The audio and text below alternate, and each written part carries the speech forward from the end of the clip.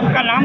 मेरा नाम राहुल है, भीम आर्मी आज़ाद समाज पार्टी से, देवली से। हम लोगों को यहाँ आना कैसे हुआ? माननीय चंद्रशेखर आज़ाद जी यहाँ पे आए थे, जो हमारे यहाँ पर सुबह 9 बजे यहाँ पे आए माननीय चंद्रशेखर आज़ाद जी।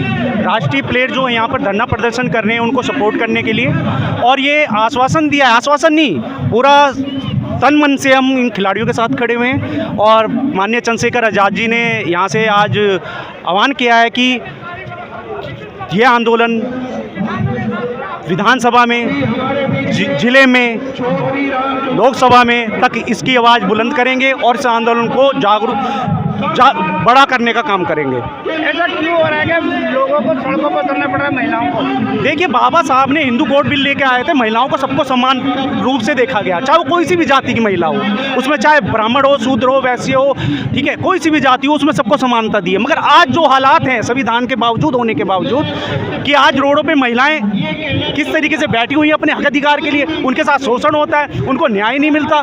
तो आप ये देखिए कि आने वाला टाइम किस हालातों में जा रहा है। आज मोदी जी की 100वीं मन की बात है, पूरा लाइव टेलीकास्ट चल रहा है। मोदी जी की मन की बात मन में ही है, अभी तक जनता तक नहीं पहुंच रही, ठीक है। और बात रही इन खिलाड़ियों की, राष्ट्रीय प्लेयर जो रोड पे बैठे हैं, इनकी मन की बात कोई पढ़ नहीं पा रहा। तो आप देखिए मन की बात हो कहाँ रही है इस देश के अंदर।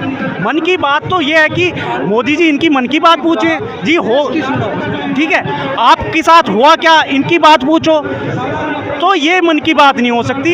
अगर अपनी खुद की मन की बात करेंगे तो इस देश की जनता की भी तो मन की भी बात है भाई साहब, उसको भी तो जानना पड़ेगा इस देश की जनता के मन के अंदर क्या चल रहा है। वो तो कहते हैं महिलाओं को हमने बहुत सम्मान दिया है। सम्मान दिया होता तो आज इस तरीके से महिलाएं रोड पे नहीं होती। और एक चीज़ और बताना चाहता हूं मैं आपको, ये जंतर मंतर पे जो राष्ट्रीय प्लेयर यहाँ पर बैठी हुई हैं, इसका मैसेज देश के अंदर इस भारत की छवि खराब करने के लिए बराबर होगा। क्योंकि देश के अंदर वो कैसे, क्योंकि यहाँ पे सुनवाई नहीं होती इस देश के अंदर, मानते हो, इस देश की छवि क्यों खराब होगी कि यहाँ पर महिलाओं को हक अधिकार के लिए खड़ी होती है और महिलाओं को इंसाफ नहीं मिलता। ब्रजभूषण जी कह रहे थे सारे खिलाड़ी मेरे साथ हैं, उनके साथ तो कोई भी नहीं है। देखिए, एफआईआर को दर्ज हुए, कल दर्ज हुई है, ठीक है, दर्ज होने के लिए आज से कई महीने पहले हो जाती।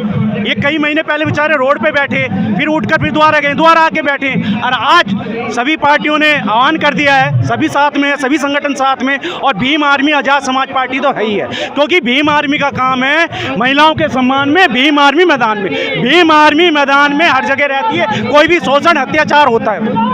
आप लोग हाथरस कांड में भी नजर आए थे जी, हाथरस कांड में भी गए और वहाँ पे इंसाफ दिलाने का काम करा भीम आर्मी ने। और यहाँ तक कि उस गांव के अंदर रोड तक की नहीं बनी हुई थी, माननीय चंद्रशेखर आज़ाद जी वहाँ पहुँचे और रोड बनाने का काम करा, रातों रात एसडीएम ने। आपका काम राजनीति करना है, आप महिला देखो, राजनीति करना होता तो हम बैठ के घर से ही कर लेते, यहाँ पे रोड पे नहीं लड़ रहे होते। रोड पे लड़ती है भीम आर्मी, और कोई सा भी आप केस उठा के देख लीजिए, भीम आर्मी हमेशा रोड पे लड़ती हुई आई है। क्यों लड़ते हैं आप लोग? राजनीति की संसद में बैठिए, आप महिला को क्यों लड़ते? नहीं, हमारा उदय ही संघर्ष करना रहा है। बाबा साहब ने संघर्ष करे, अपने बच्चों को खोया है, हमारे तो खून में ही संघर्ष लिखा है जी। इस भीम से जन्मी भीम आर्मी है, और हम जब तक लड़ेंगे, जब तक इसमें समानता समता की बात नहीं होगी इस देश के अंदर। ये तो और पार्टियां करती हैं, चुनाव लड़ती है, संसद में जाकर बैठ जाती है और चुप हो जाती है। हमें भीम आर्मी भी करेगी क्या? जी नहीं, हम राजनीति करने नहीं आई है। चंद्रशेखर भाई जी ने कहा हम राजनीति करने नहीं आए, हम केवल इंसाफ दिलाने का काम कर रहे हैं इस देश के अंदर, जो हमारे समाज के साथ शोषण होता आ रहा है। आपको क्या लगता है कि सरकार इस मुद्दे पर कोई आगे काम करेगी? देखिए, ये प्रेशर जो पड़ा है, कल एफआईआर दर्ज हुई है, यानी क्यों पड़ा गया, जंतर मंतर पे देख रहे हो आप इतनी तादाद में जो भीड़ है, ये इसका फर्क है जो एफआईआर दर्ज हुई है, वरना एफआईआर भी दर्ज नहीं हुई, ठीक है। और ये आंदोलन बहुत बड़ा रूप लेने वाला है, और देखना शायद ये आंदोलन ब्रजभूषण को जेल में पहुंचाने का भी काम करेगा।